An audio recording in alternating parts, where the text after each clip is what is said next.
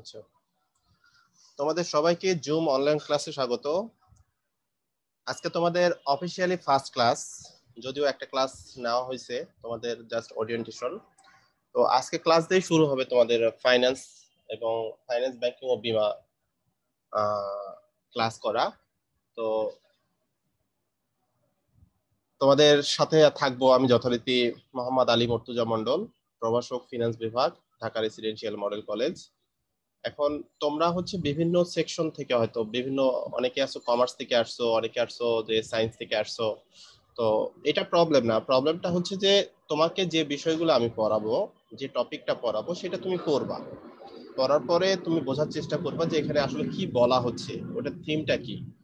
না বুঝলে তোমরা আমার সাথে যোগাযোগ করো, আমি তোমাদের নাম্বারও দিয়ে দেবো, সমস্যা নাই। কিন্তু তুমি আগে পড়তে হবে। তুমি যদি না পড়ে প্রশ্ন করো, স্যাররা এটা বুঝে যায় তুমি জাস্ট প্রশ্ন করছো, তুমি পড়ো নাই। তুমি নিজেকে বিল্ড আপ করার জন্য এট ফার্স্ট যেটা করতে পারো সেটা হচ্ছে তোমাকে পড়তে হবে। তোমাদেরকে আগে পড়তে হবে, স্যারের লেকচার যেটা পড়াইছে সেটা আগে বুঝতে হবে, যে বোঝার চেষ্টা করতে হবে এটা কি বলা হচ্ছে। তারপরে তুমি পরবর্তীতে তোমরা প্রশ্ন করবে, এখানে কোনো সমস্যা নাই। আচ্ছা, তোমাদের কি বুক লিস্টের বইয়ের কথা বলা হয়েছে না? কোন রাইটারের বই কিনতে হবে বলছে না স্যার? Yes sir. আচ্ছা, কি কি বলছে? স্যার কিনে ফেলছি।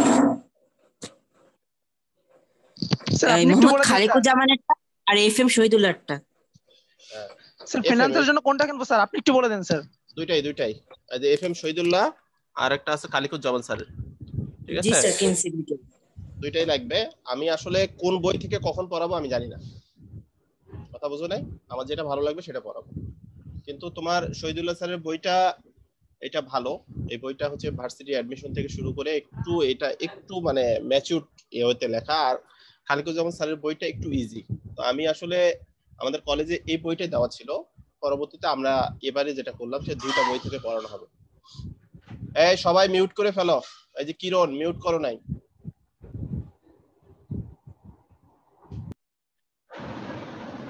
সবাই সবাই মিউট করো, আমি কথা বলি। তারপরে তোমাদের কোনো কোশ্চেন থাকলে তোমাদের আমি ফ্লোর দেব, একজন একজন করে কোশ্চেন করবা। বা কোনো কোশ্চেনের যদি তুমি যে কোশ্চেনটা করতে চাচ্ছ আরেকজন যদি করে ফেলে, তাহলে তোমার ওই কোশ্চেনটা করার দরকার নাই। কথা কি বুঝতে পারছো? সময় নষ্ট করার দরকার নেই। তো চলো আমরা স্লাইডে চলে যাই।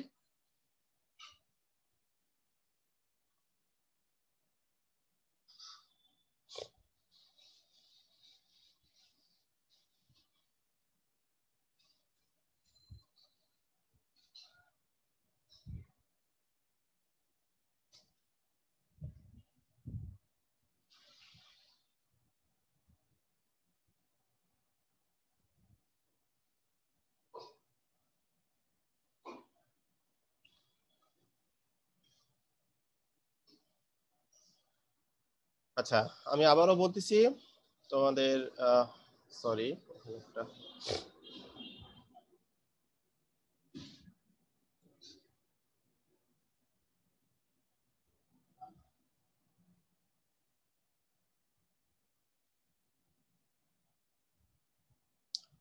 তোমরা একাদশ শ্রেণী ব্যবসায় শিক্ষা বিভাগের ছাত্ররা আমার ক্লাসে উপস্থিত হয়েছো।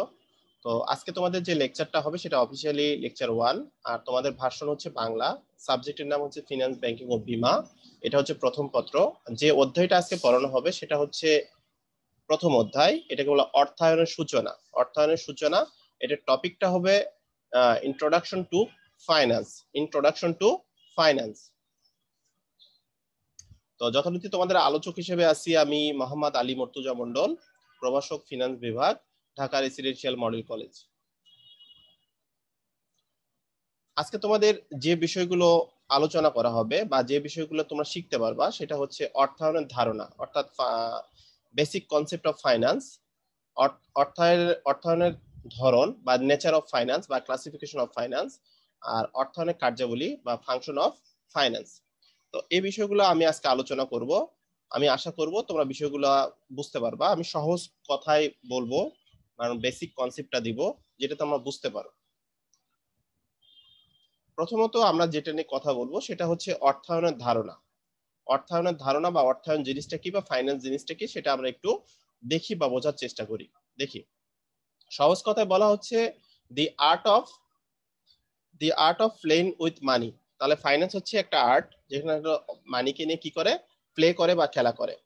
তো অর্থায়ন বলতে যে বিষয়টা পুরোপুরি ডিটেল, তুমি যদি এই সংজ্ঞাটা বুঝো, তোমার আর পরবর্তীতে কোনো সমস্যা হওয়ার কথা না। যে অর্থায়নের আসলে বিষয়টা কি, মানে এটা কি নিয়ে কাজ করে, এটার উদ্দেশ্যটা কি, কি করে না করে, পুরো বিষয়টা এই সংজ্ঞাটার মধ্যে আছে। আমার সংজ্ঞাটা খুব ভালো লাগছে।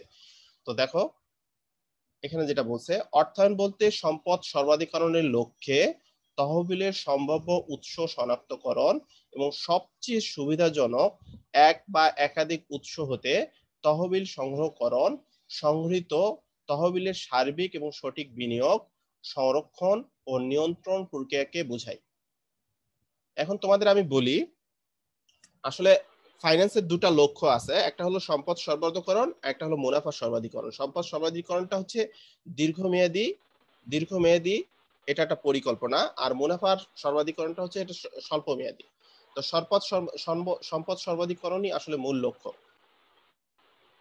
তো যাই হোক, এই আবিদ মিউট করে ফেলো স্যার, সবাই একটু মিউট হই আমরা, তারপরে আমি তোমাদের ফ্লোর দিব।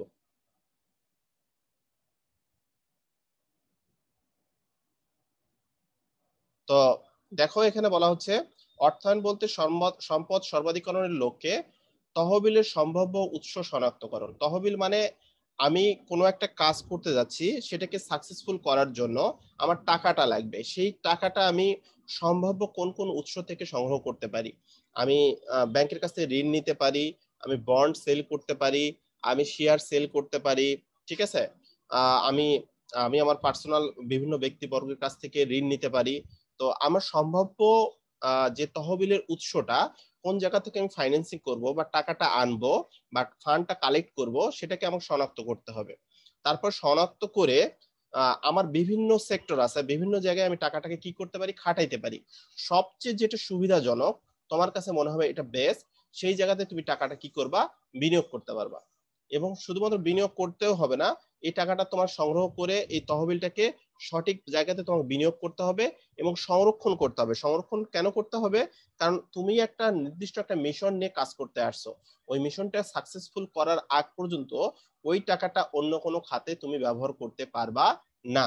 এবং তোমাকে এটা নিয়ন্ত্রণ করতে হবে। নিয়ন্ত্রণ বিষয়টা হচ্ছে কি, তোমাকে যেখানে যে টাকা খরচ না করলেই নয়, ঠিক সেই টাকাটাই খরচ করবা, এখানে খরচটাকে কমাই ফেলবা বা কন্ট্রোল করবা। কারো কোনো কোশ্চেন আছে এখানে? যদি থাকে তোমরা করতে পারো। ফাইন্যান্স রিলেটেড কোনো কোশ্চেন যদি থাকে বা বুঝতে প্রবলেম হয় একটু বলো, আমি আবার বলতেছি তোমাদের। স্যার কি যেন একটা বলছিলেন, ফিনান্সের উদ্দেশ্য দুইটি নাকি? একটা হলো সম্পদ সর্বাধিকরণ, একটা হচ্ছে মুনাফার সর্বাধিকরণ। স্যার এটার মধ্যে প্রধান উদ্দেশ্য হচ্ছে সম্পদ সর্বাধিকরণ। সম্পদ সর্বাধিকরণটা হচ্ছে দীর্ঘমেয়াদী উদ্দেশ্য, একটা প্রতিষ্ঠান ওকে স্যার। হ্যাঁ ওইটাই। আর কোনো কোশ্চেন?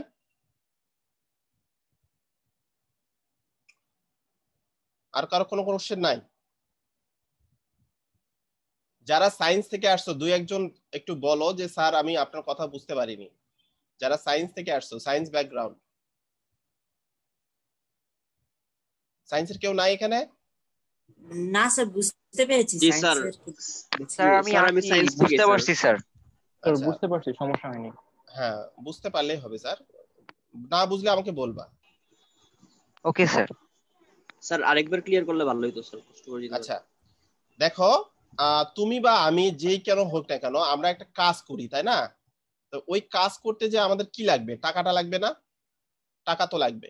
সেই টাকাটা আমি আগে কাজটা নির্ধারণ করে টাকাটাকে আমার উৎসটা শনাক্ত করতে হবে, আমি টাকাটা সম্ভাব্য কোন কোন জায়গা থেকে পাইতে পারি। অর্থাৎ তুমি যদি ধরে নাও তুমি একটা আইফোন কিনবা, আইফোন খুব এক্সপেন্সিভ, 50,000 টাকা দিয়ে নিবা, তোমার বাবা সম্পূর্ণ টাকাটা দিবে না, তাহলে তোমার কি হইতে পারে, তোমার আপুর কাছ থেকে নিলা, তোমার ভাইয়ের কাছ থেকে নিলা, বা তোমার কিছু জমানো টাকা থাকলো তোমার আম্মুর কাছ থেকে নিলা, তোমার আব্বুর কাছ থেকে নিলা, সব মিলে তোমার 50,000 টাকা বা 55,000 টাকা কালেক্ট হয়ে গেল। তারপরে তুমি ওইটা করতে পারবা। তাহলে তুমি যখন আইফোনের চিন্তাটা করতেছো, তখন তুমি ফান্ডের চিন্তা করতেছো যে আমি টাকাটা কোন কোন জায়গা থেকে নিতে পারি। সেক্ষেত্রে বলা হচ্ছে অর্থায়ন বলতে সম্পদ সর্বাধিকরণের লক্ষ্যে তহবিলের সম্ভাব্য উৎস, মানে কোন উৎসগুলা থেকে তুমি তহবিল বা ফান্ডটা কালেক্ট করতে পারো, সেটা শনাক্ত করতে হবে যে আমি এখানে পাইতে পারি, এখানে পাইতে পারি, এখানে পাইতে পারি, এখানে পাইতে পারি। ঠিক আছে? এবং সবচেয়ে সুবিধাজনক এক বা একাধিক উৎস থেকে তহবিল সংগ্রহ করতে হবে। এটা তো আমি তোমার ব্যক্তির কথা বলছি, আর প্রতিষ্ঠান নেয় যেখান থেকে প্রতিষ্ঠান তহবিলটা সংগ্রহ করুক না কেন, সেটার এগেইনস্টে তাকে একটা কি দিতে হয়, সুদ দিতে হয় বা প্রফিট দিতে হয়। তাহলে সবচেয়ে সুবিধাজনক তুমি টাইম ফ্রেমটা ভাববা যে কতদিনের মধ্যে টাকাটা পরিশোধ করতে হবে, এবং এখানে কি কি সুবিধা আছে কি কি অসুবিধা আছে, এখানে মেয়াদটা কতদিন হইতে পারে, সুদের পার্সেন্টটা কত হইতে পারে, সবকিছু তুমি বিচার বিশ্লেষণ করে ভেবে তারপর সবচেয়ে যেটা সুবিধাজনক বেস্ট অল্টারনেটিভ হবে তোমার এক বা একাধিক হইতে পারে, একটাও হইতে পারে, একের অধিকও হইতে পারে। সেখান থেকে তুমি তহবিলটা কি করবা, সংগ্রহ করবা, এবং সংগ্রহিত তহবিলে সঠিক জায়গায় বিনিয়োগ করবা। তোমার যেহেতু তুমি অ্যাজ একটা বিজনেসম্যান, তোমার যে জায়গাতে বিনিয়োগ করলে, যে প্রকল্পে বিনিয়োগ করলে বা যে জায়গাতে খাটাইলে এখান থেকে তোমার বেস্ট একটা রিটার্ন আসবে, বা যে জায়গাতে তুমি এক্সপার্ট সেই জায়গাতে তুমি কি করবা, বিনিয়োগ করবা। তারপরে বলা হচ্ছে সংরক্ষণ। সংরক্ষণ বিষয়টা হচ্ছে টাকাটা ধরে রাখতে হবে ওই পর্যন্ত, ওই কাজটা সাকসেসফুল না হওয়ার আগ পর্যন্ত তুমি টাকাটা কি করবা, ধরে রাখবা। ঠিক আছে। তারপরে নিয়ন্ত্রণ প্রক্রিয়াকে বলা হচ্ছে, এখানে নিয়ন্ত্রণ তোমাকে করতে হবে। নিয়ন্ত্রণের যে প্রক্রিয়াটা, এখানে কন্ট্রোলিং সিস্টেমটা, এই কন্ট্রোলটা তোমাকে কি করতে হবে, করতে হবে। আমি কি বুঝাইতে পারছি? আচ্ছা, আমি যেটা বলি, থ্যাংক ইউ স্যার। অনেকে হয়তো একটু স্লাইড একটু দাগাদাগির চেষ্টা করতেছো, এই অপশনটা অফ করা আছে। হ্যাঁ, তোমরা ভদ্র ছেলে, অনেক বড়, রেসিডেন্সিয়ালে ফার্স্ট ক্লাস করতে আসছো, এটা ভুলে যাও, এটা আমাদের করতে হয় না, এটা এসব ভালো ছেলেরা এসব করে না।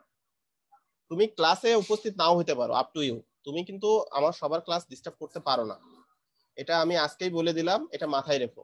তুমি যদি ভালো কিছু করতে চাও এসব ভুলে যাও।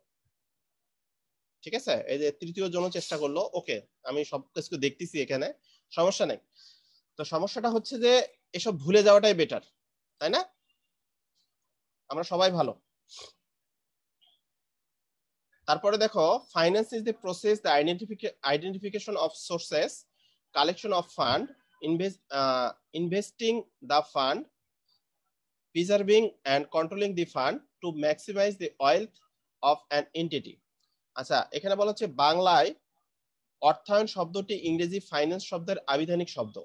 অর্থাৎ আমরা যে ফাইন্যান্স শব্দটি বলতেছি, এটার বাংলা শব্দটা হচ্ছে অর্থায়ন, এবং অর্থায়নের ইংরেজি শব্দটা হচ্ছে ফাইন্যান্স। ফাইন্যান্স। তোমরা ফিনান্স বলবা না। ফিনান্স কখন বলবা, যখন তুমি বাংলাটা ইংলিশ করে বলতেছো তখন ফিনান্স ফিনান্স বলতেছো, সমস্যা নাই। কিন্তু যখন তুমি ইংলিশে বলতেছো তখন তোমাকে বলতে হবে ফাইন্যান্স। ফাইন্যান্স। তোমরা একটু উচ্চারণটা দেখে নিও। আর তোমরা এজ এ ফাইন্যান্স স্টুডেন্ট তোমরা ফাইন্যান্সই বলবা। ঠিক আছে, কি বলবা, ফাইন্যান্স বলবা। জি স্যার। আচ্ছা, এখন আমরা পরের স্টেপে চলে যাই, সেটা হচ্ছে অর্থায়নের স্বরূপ বা নেচার অফ ফাইন্যান্স। অর্থায়নের ধরনটা কেমন হইতে পারে, এটা কেমন কি হইতে পারে। তো প্রথমটা বলা হচ্ছে, দেখো, পারিবারিক অর্থায়ন, এটা হলো ফ্যামিলি ফাইন্যান্স, অর্থাৎ কোনো একটা পরিবারের ফাইন্যান্স। তারপরে বলা হচ্ছে সরকারের অর্থায়ন বা সরকারি অর্থায়ন হচ্ছে পাবলিক ফাইন্যান্স। কি ফাইন্যান্স, পাবলিক ফাইন্যান্স, অর্থাৎ সরকার যে অর্থায়নটা, সরকার যে টাকার পয়সাটা এখানে খরচ করে বা বিভিন্ন পক্ষের কাছ থেকে নিয়ে আসে, সেটাকে বলা হচ্ছে সরকারি অর্থায়ন। তারপর বলা হচ্ছে অব্যবসায়ী প্রতিষ্ঠানে অর্থায়ন, non business finance. Non business finance, non বিজনেসটা হচ্ছে যারা ব্যবসায়ী প্রতিষ্ঠান না, যারা হচ্ছে বিভিন্ন সমাজের বিভিন্ন কল্যাণের জন্য কাজ করে থাকে, এটা হচ্ছে অব্যবসায়ী প্রতিষ্ঠান। যেমন এতিমখানা হইতে পারে, বৃদ্ধাশ্রম হইতে পারে, ঠিক আছে, হাসপাতাল হইতে পারে, যারা বিনা পয়সায় এই ধরনের সেবা সুবিধা দিয়ে আসতেছে তাদেরকে বলা হচ্ছে। তারপর বলা হচ্ছে ব্যবসায়ী অর্থায়ন, অর্থাৎ ব্যবসা করার জন্য যে অর্থায়নটা আমরা করব বা আনবো সেটাকে বলা হচ্ছে ব্যবসায়ী অর্থায়ন। তারপরটা বলা হচ্ছে আন্তর্জাতিক অর্থায়ন বা ইন্টারন্যাশনাল ফাইন্যান্স। আন্তর্জাতিক অর্থায়ন বা ইন্টারন্যাশনাল ফাইন্যান্স। ওকে, মিউট করে ফেলি, মিউট করে ফেলি। কে মিউট করো নেই?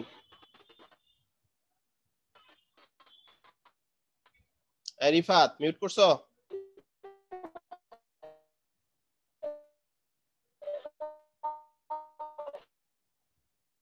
রিফাত, রিফাত 10516।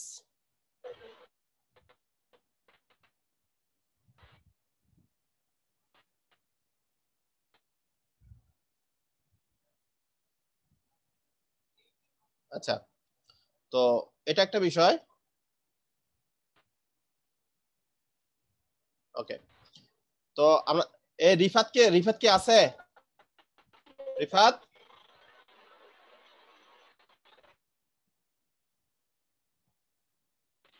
জি স্যার। তোমাকে মিউট করতে বলছি তো।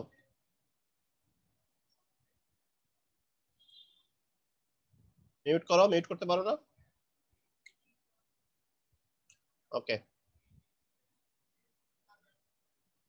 আচ্ছা, এখন আমরা দেখব পারিবারিক অর্থায়ন বা ফ্যামিলি ফাইন্যান্সটা কি সেটা দেখব। আমি প্রত্যেকটা টপিক পড়ানোর পরে তোমাদের একটা ফ্লোর দেব কোশ্চেন করার, হ্যাঁ? তারপরে তোমরা কোশ্চেন করবা, ওই জায়গায় কথা বলবা, এর আগে সবাই মিউট করে রাখবা, কথা বলার দরকার নেই, সবার এখানে ক্ষতি হচ্ছে।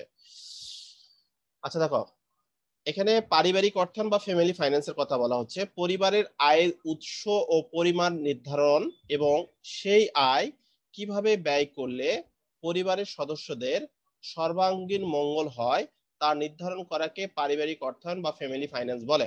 তাহলে ফ্যামিলি ফাইন্যান্সটা হচ্ছে একটা পরিবারের অর্থায়ন। কার অর্থায়ন? এটা কোনো একটা পরিবারের অর্থায়ন। একটা পরিবার কোন কোন জায়গা থেকে, কোন কোন উৎস থেকে তারা আয় করে থাকে এবং কোন কোন জায়গায় তারা ব্যয় করে ওই পরিবারের যারা সদস্য আছে তাদের মঙ্গল কামনা নিশ্চিত করে, তাদের মঙ্গল কামনাটা নিশ্চিত করে বা সর্বাঙ্গীন যেন মঙ্গল হয় সেটা নিশ্চিত করে। সেই অর্থায়নটা বা সেই ফাইন্যান্সটাকে বলা হচ্ছে ফ্যামিলি ফাইন্যান্স। কি ফাইন্যান্স বলা হচ্ছে? এটা ফ্যামিলি ফাইন্যান্স। তাহলে ধরো একটা পরিবারে কে থাকে? বাবা থাকে, মা থাকে, ভাই থাকে, বোন থাকে, তাই না? দাদু থাকে, দাদা থাকে, এবং তাদের বিভিন্ন ধরনের প্রপার্টি থাকে, বিজনেস প্রতিষ্ঠান থাকে, তারা বিভিন্ন জায়গায় জব করে। তাহলে এই সব জায়গা থেকে যে অর্থায়নটা হয়ে থাকে বা টাকাটা আসে সেটা এবং কোন কোন জায়গায় তারা ব্যয় করবে সেটা নির্ধারণ, তাহলে আসার পরিমাণটা নির্ধারণ করে এবং কোন কোন জায়গায় যাচ্ছে সেটা নির্ধারণ করে এবং তাদের সবার যেন মঙ্গল হয় সেই কামনাটাকে তারা নিশ্চিত করতে চায়, সেই অর্থায়নটাকে বলা হচ্ছে মূলত family finance. Family finance. Okay, কোনো প্রশ্ন আছে এখানে? আচ্ছা, ব্যক্তি সাধারণত দৈনন্দিন কার্যাবলী সম্পাদনের জন্য এই অর্থায়ন করে, অর্থাৎ ব্যক্তি প্রতিনিয়ত যে খরচটা করে এটা ফ্যামিলি ফাইন্যান্স থেকে হয়ে থাকে। এটা উৎস, কোন উৎস থেকে টাকাটা আসতে পারে সেটা দেখো। আত্মীয় স্বজন হতে পারে, আত্মীয় স্বজন দিতে পারে, পরিচিত ব্যক্তিবর্গ হতে পারে, বন্ধু বান্ধব থেকে ঋণ হতে পারে। এইসব জায়গা থেকে তারা ফাইন্যান্সটা কালেক্ট করতে পারে। তাছাড়াও করতে পারে তাদের নিজস্ব যে প্রপার্টি হতে আছে বা বিজনেসটা আছে সেখান থেকে আয়টা আসতে পারে, চাকুরি থেকে আয়টা আসতে পারে, ঠিক আছে? এইসব বাড়ি ভাড়া থেকে আসতে পারে। এইগুলা থেকে যে অর্থায়নটা হয় সেই অর্থায়নটাকে বলা হচ্ছে পারিবারিক অর্থায়ন বা ফ্যামিলি ফাইন্যান্স। এখানে কারো কোনো কোশ্চেন থাকলে করতে পারো, কারো কোনো কোশ্চেন থাকলে করতে পারো এখানে, আর না থাকলে বলো যে স্যার নাই। না স্যার, নো কোশ্চেন স্যার, নাই। স্যার কোশ্চেন নেই স্যার, No, এটা sir, তো কোনো 19 এর question পড়া। হ্যাঁ, জি কোনো স্যার, ভালো, বুঝতে পারছিলাম। এটা এমবিএ তেও পড়বা, এটাই ঠিক, এটাই পড়তে হবে, কিছু করার নেই, বুঝো না? স্যার তাহলে তো স্যার A+ ইজি স্যার। হ্যাঁ, এ প্লাস ইজি, তার পাশাপাশি আরো পড়তে হবে। ওকে, আচ্ছা, তারপরেরটা দেখো, সরকারি অর্থায়ন। এটা কি ফাইন্যান্স? সরকারি অর্থায়ন বা গভর্নমেন্ট ফাইন্যান্স বা পাবলিক ফাইন্যান্স। ওখানে বলা হচ্ছে পাবলিক, এখানে বলছি আমরা গভর্নমেন্ট ফাইন্যান্স। দেখো, সরকারের বার্ষিক ব্যয় কোন খাতে কি পরিমাণে হবে এবং কোন উৎস থেকে তা সংগ্রহ করা হবে তা নির্ধারণ করাকে গভর্নমেন্ট ফাইন্যান্স বলে। তো গভর্নমেন্ট ফাইন্যান্সটা মূলত হচ্ছে গভর্নমেন্টের ফাইন্যান্স বা সরকারের ফাইন্যান্স বা সরকারের অর্থায়ন। তা সরকার প্রথমত ব্যয়ের খাতটা চিহ্নিত করে, কোন কোন খাতে তারা ব্যয় করতে হবে। ধরো আমাদের কলেজে ব্যয় করতে হবে, আমাদের কলেজের সামনের রাস্তাটা ব্যয় করতে হবে, এয়ারপোর্টে ব্যয় করতে হবে, বিভিন্ন ধরনের উন্নয়ন, আমাদের পদ্মা ব্রিজে অনেক পরিমাণ টাকা খরচ হচ্ছে।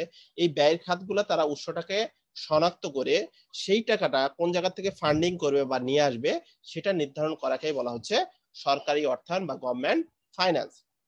তার এখানে বলেই দিছে, দেখো, প্রথমে ব্যয়ের খাত কি করে নির্ধারণ করে এবং সেই অনুযায়ী সংগ্রহ করাকে সরকারি অর্থায়ন বলে। প্রথমে তারা ব্যয়ের খাতটা চিহ্নিত করে বা উৎসটা নির্ধারণ করে যে আমরা কোন কোন জায়গাতে ব্যয় করতে হবে এবং এর পরিমাণটা কত। সেই ব্যয় নিবারণের জন্য আমরা কোন কোন উৎস থেকে টাকা সংগ্রহ করতে হবে এবং সেটার পরিমাণটা কত, সেগুলো তারা নির্ধারণ করে। সরকারি অর্থায়নের মূল লক্ষ্য হচ্ছে, এদের মূল লক্ষ্যটা হচ্ছে ফ্যামিলি সবার জন্য মঙ্গল কামনা করা, পারিবারিক অর্থায়নে। আর সরকারি অর্থায়নের মূল লক্ষ্যটা হচ্ছে দেশের জনগণ এদের আর্থ সামাজিক কল্যাণ, মানে তারা যেন একটু ভালো থাকতে পারে, তারা যেন একটু ডেভেলপ অবস্থা থাকতে পারে, তাদেরকে সুবিধা দেওয়া, অর্থাৎ জনগণের কল্যাণ করা।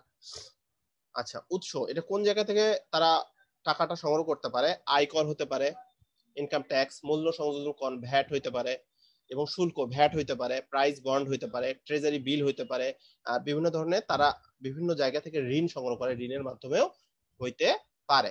ওকে, এখানে কারো কোনো কোশ্চেন আছে? যারা যারা সায়েন্স থেকে আসছো তারা বলো, যারা সায়েন্স থেকে আসছো, যারা কমার্স তারা এটা ইজি ধরে নিছো, যারা সায়েন্স থেকে আসছো তারা কি বুঝতে পারছো বাবা? জি স্যার। জি স্যার, বুঝতে পারছি। জি স্যার বুঝতে পেরেছি।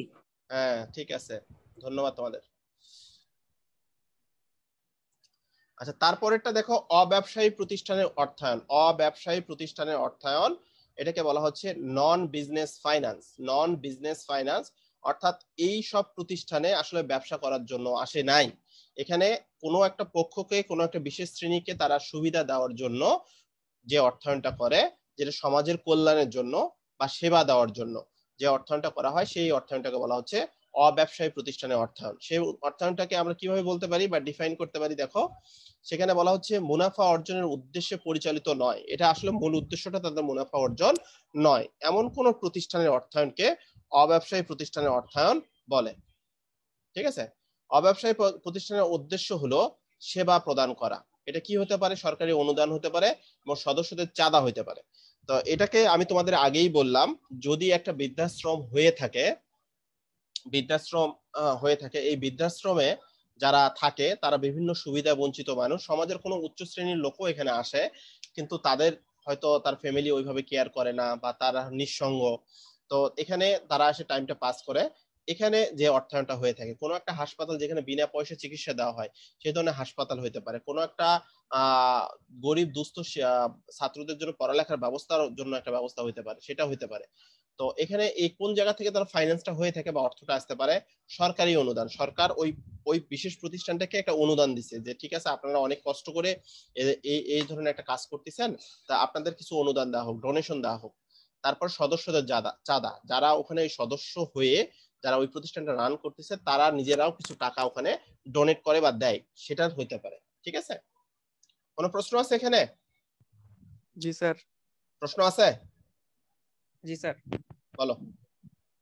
স্যার সরকারি অনুদান ছাড়া কি অন্য কোনো অনুদান হতে পারে না? ওই তো বললাম সরকারি অনুদান, এটা সরকারি অনুদান সরকার একটা দেয়, আবার সদস্যদের চাঁদা দিতে পারে বা কোনো একটা প্রতিষ্ঠানও দিতে পারে, কোনো সমস্যা নাই, সবাই দিতে পারে। Thank you sir. সবাই দিতে পারে, বুঝছো? এটা হচ্ছে সবার জন্য ওপেন। জি স্যার, সেটাই। স্যার স্কুল কলেজের যে অর্থায়নটা, ওইটা কোন অর্থায়নের অন্তর্ভুক্ত? স্কুল কলেজ যদি ব্যক্তি মালিকানাধীন হয়, ওটা কিন্তু ওয়ান কাইন্ড অফ একটা বিজনেস। আমরা যদিও বলে একটা সেবাধর্মী প্রতিষ্ঠান, কিন্তু যদি একটা প্রতিষ্ঠানে যেমন ধরো ইংলিশ মিডিয়াম স্কুলগুলো অনেক টাকা নেয়, ওরা কিন্তু মূলত বিজনেস, ওরা কোয়ালিটি সার্ভিসটা দিচ্ছে বা শিক্ষাটাই আসলে সেবা, কিন্তু তারা সেবা দিয়ে কিন্তু প্রফিট করতেছে। কিন্তু তোমাদের যদি বলা হয় যে রেল লাইনের পাশে শিক্ষিত ঢাকা ইউনিভার্সিটির কিছু ছেলে বা বিভিন্ন ইউনিভার্সিটির বা বিভিন্ন প্রাইভেট ইউনিভার্সিটির ছেলেরা তারা বিনয় পশায় নিজেদের শ্রম দিয়ে নিজেরা টাকা খরচ করে পড়াচ্ছে, সেটা কিন্তু আসলে আমরা বলতে পারি না ওটা অব্যবসায়ী প্রতিষ্ঠান। কিন্তু তোমার এটার পিছনে যদি কোনো মুনাফার ব্যাপার স্যাপার থাকে, যে আমি এখান থেকে কিছু গেইন করব, আমি টাকাটা মেরে দেব, খাবো, তাহলে কিন্তু ওটা অব্যবসায়ী প্রতিষ্ঠান বলা যাবে না। যেটাই হোক না কেন, এতিমখানা হোক, তোমার হচ্ছে বৃদ্ধাশ্রম হোক, হাসপাতাল হোক, যেটাই তুমি চিন্তা করো না কেন, যদি এখানে মুনাফা উদ্দেশ্যটা মেইন উদ্দেশ্য থাকে তাদের ভিতরে, ঠিক আছে, তাহলে হবে না। শাহিদ করিমের মতো যদি হয় তাহলে হবে না। কিন্তু কথা বুঝুনি, রিজেন্ট গ্রুপে শাহিদ করিমের মতো করলে হবে না। এরকম লোক সমাজে আছে সব জায়গাতেই, আসলে এই নামগুলা মেনশন করতে হয় না, বাট তোমাদের বোঝার জন্য বললাম। উনি কিন্তু বলছিল সবাইকে সেবা দেওয়ার জন্য, কিন্তু এটার ভিতরে তার অন্য একটা উদ্দেশ্য ছিল না? এখানে অনেক মেধাবী ডক্টররা কাজ করতেছে, তারা হয়তো বাধ্য হয়ে করতেছে, তারা তো এখানে জব করতেছে, কিন্তু যারা মেইন সোর্সে আছে, মূল ধারাতে, তারা কিন্তু তাদের উদ্দেশ্যটা ভিন্ন। আমি এখান থেকে কিছু নিব আর সরকারকে দেখাবো আমি সমাজের সেবা করার জন্য আছি। এটা কিন্তু মেইন অবজেক্টিভ ওটার না। ওটার মেইন অবজেক্টিভটা হচ্ছে তুমি তোমার দাতা সংস্থা যারা আছে বা বিভিন্ন পক্ষ আছে তারা টাকা দিবে, কোনো সমস্যা নাই, কিন্তু ওইটা দিয়েই তুমি এখানে কি করবা? বিজনেস করবা। অব্যবসায়ী প্রতিষ্ঠানের অর্থ এটা থেকে সম্পদ সর্বাধিকরণের লক্ষ্য থাকে না? এটা তো ওই সম্পদ সর্বাধিকরণ এগুলো চিন্তা নেই। এরা হচ্ছে যে ওখানে হচ্ছে তুমি কোনো একটা পক্ষকে তুমি দিচ্ছ বা দিতে পারতেছো, এটা ব্যবসা প্রতিষ্ঠানই না, এটা ব্যবসাই না। এটা খালি জাস্ট ওনারা যেটা করতে পারে সেটা হচ্ছে রেপুটেশন, যে কোনো একটা বৃদ্ধাশ্রম বা কোনো একটা শিক্ষা প্রতিষ্ঠানে কোয়ালিটি সার্ভিস দিচ্ছে, তারা এখানে বেটারমেন্ট করতেছে, মানে ওই পক্ষটাকে ভালো সুবিধা দিচ্ছে, এটা হচ্ছে তাদের মূল অবজেক্টিভ। আমি কি বুঝাইতে পারছি? জি স্যার। ওকে, ধন্যবাদ স্যার। তারপরেরটা দেখো ব্যবসায় অর্থায়ন। ব্যবসায় অর্থায়নটা মূল অবজেক্টিভটাই হচ্ছে আমরা এখানে অর্থায়ন করব, কোয়ালিটি সার্ভিস দিব, দিয়ে এখান থেকে প্রফিট গেইন করব, সেটার মাধ্যমে আমি নিজে চলবো এবং দেশকেও আগায় নিয়ে যাবো, বেকার সমস্যা সমাধান করব, ঠিক আছে। কিন্তু এদের মেইন উদ্দেশ্য বা অবজেক্টিভটা হচ্ছে মুনাফা অর্জন। মুনাফা অর্জনের উদ্দেশ্য বা নিমিত্তেই তারা যে ধরনের অর্থায়নটা করে থাকে সেই অর্থায়নটাকে আমরা বলতে পারি ব্যবসায় অর্থায়ন, ঠিক আছে। অর্থাৎ কোনো একটা বিজনেস প্রতিষ্ঠান, যদি আমরা স্কয়ার কোম্পানির কথা বলি, আজকে ইয়ার কথা বলি, বেক্সিমকোর কথা বলি, ওনারা আসলে মুনাফা করার জন্যই কিন্তু অর্থায়নটা করছে, কিন্তু তারা কোয়ালিটি সার্ভিস দিতে চাইছে, দেশের অবস্থাকে উন্নয়ন করতে চাইছে, বেকার সমস্যার সমাধান করতে চাইছে, অর্থনীতিকে চাঙ্গা করতে চাইছে। সব ঠিক আছে, কিন্তু দিন শেষে তারা চিন্তা করে এখান থেকে আমরা কতটুকু গেইন করতে পারলাম। ওকে, আমি কি বুঝাইতে পারছি এ পর্যন্ত? তো এই ব্যবসায় অর্থনের ব্যবসায় অর্থনের মূল উদ্দেশ্যটা হচ্ছে মুনাফা অর্জন। ব্যবসায় অর্থায়নকে আবার 3 ভাগে ভাগ করা যায়। ব্যক্তিগত প্রতিষ্ঠানের অর্থায়ন, কোনো ব্যক্তি যদি তার একক একটা প্রতিষ্ঠান করে থাকে ছোট, ওটা মুনাফা অর্জনের জন্য, তাহলে ওইটার জন্য যে অর্থায়নটা সেটা হতে পারে। আরেকটা হচ্ছে সরকারি ব্যবসায়ী প্রতিষ্ঠানের অর্থায়ন। কোনো সরকারি ব্যবসায়ী প্রতিষ্ঠান আছে যারা রাষ্ট্রীয়ভাবে বিজনেস করে, যেমন রেলওয়ে হতে পারে, ওয়াসার, ডেসা, এগুলো হতে পারে, ঠিক আছে। তো এরা হচ্ছে গভর্নমেন্টের, তাহলে ওইটা হতে পারে। আর একটা হচ্ছে স্বায়ত্তশাসিত প্রতিষ্ঠান। আমাদের কলেজটা কি স্বায়ত্তশাসিত না? এই স্বায়ত্তশাসিত প্রতিষ্ঠানেরও অর্থায়ন হতে পারে।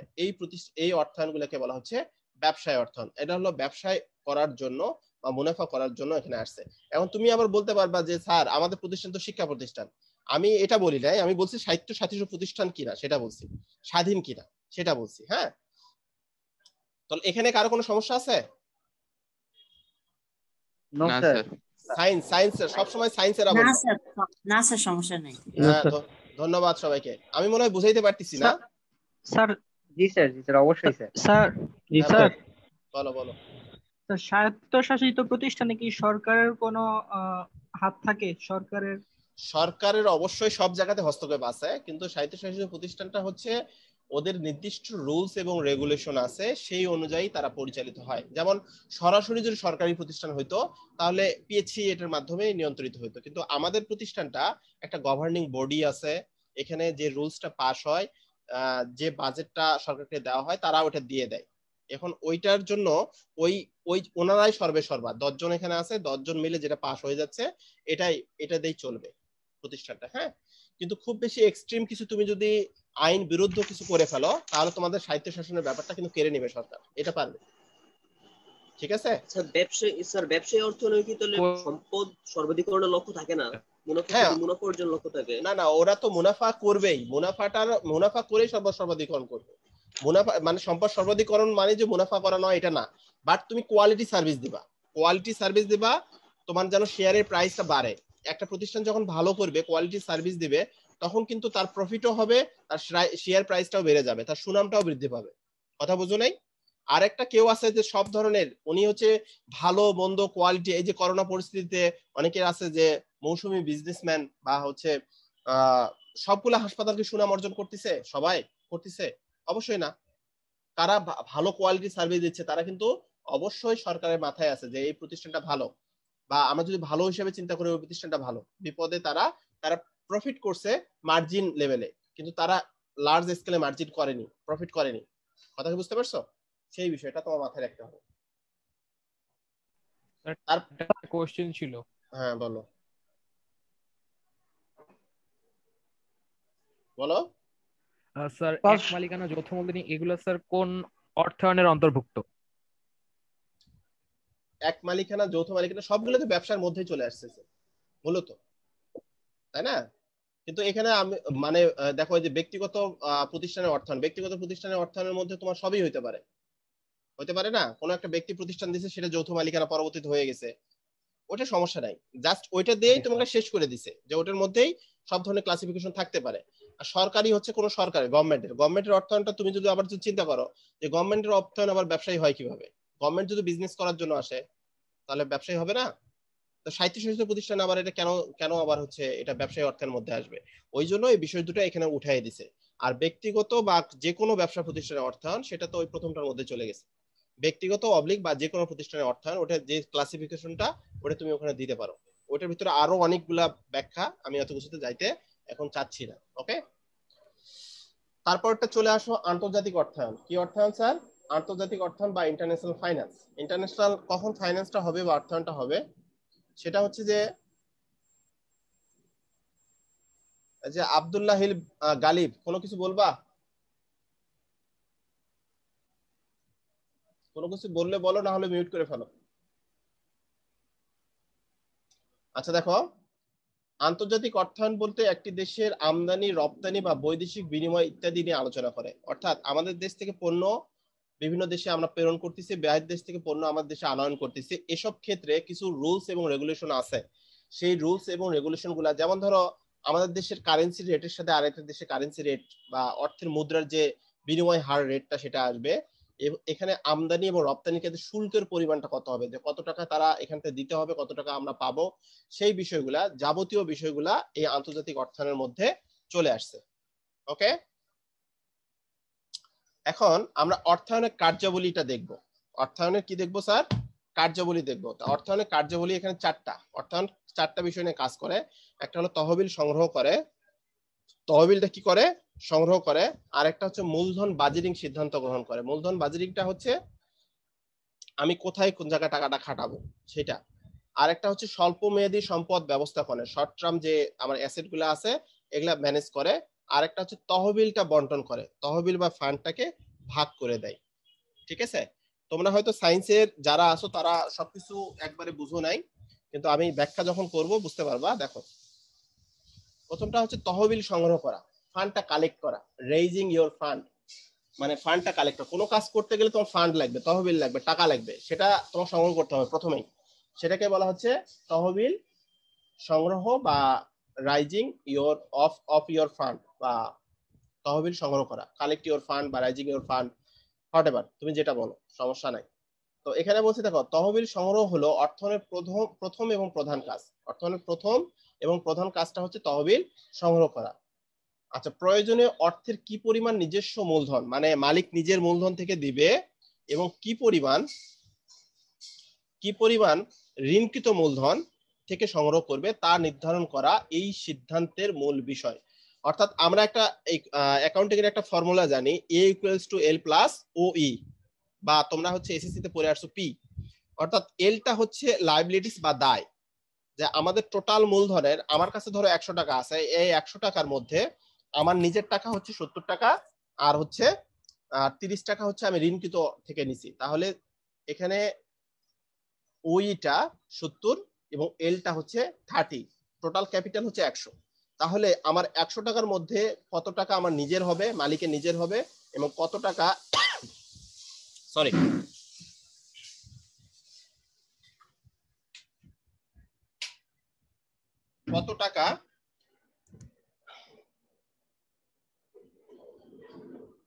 কত টাকা নিজের হবে এবং কত টাকা বহিস্থ উৎস বা ঋণ থেকে সংগ্রহ করবে, সেই সিদ্ধান্তটা নেওয়া হয় এই হলো তহবিল সংগ্রহের ডিসিশন থেকে। আচ্ছা, মূলধনের এই মিশ্রণকে